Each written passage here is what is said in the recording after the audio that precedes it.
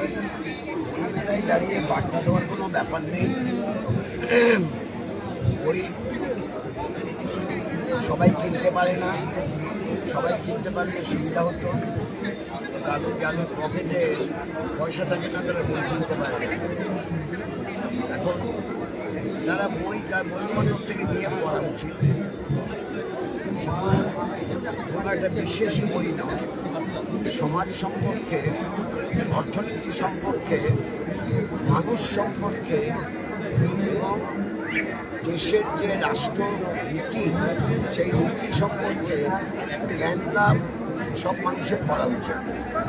সেটা করতে পারলে তারা বুঝতে পারে যে কারা কোন ধরনের রাজনৈতিক কাজের পক্ষে আর কোন ধরনের রাজনীতির বিরুদ্ধে, অর্থাৎ শোষণের ব্যবস্থার পক্ষে আর শোষণের ব্যবস্থার বিরুদ্ধে।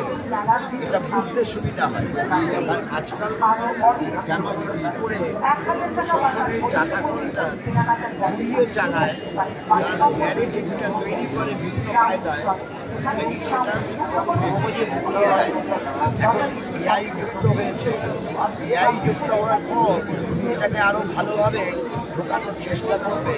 ফলে বইয়ের বিকল্প কিছু নেই। বই এই ব্যাপারেতে জ্ঞান আহরণের ক্ষেত্রে একটা হাতিয়ার। সেই হাতিয়ারটা সবার হাতে থাকা ভালো। নেক্সট বলতেন যে বই হচ্ছে হাতিয়ার, সেই হাতিয়ারটা বড় জানো। ধন্যবাদ।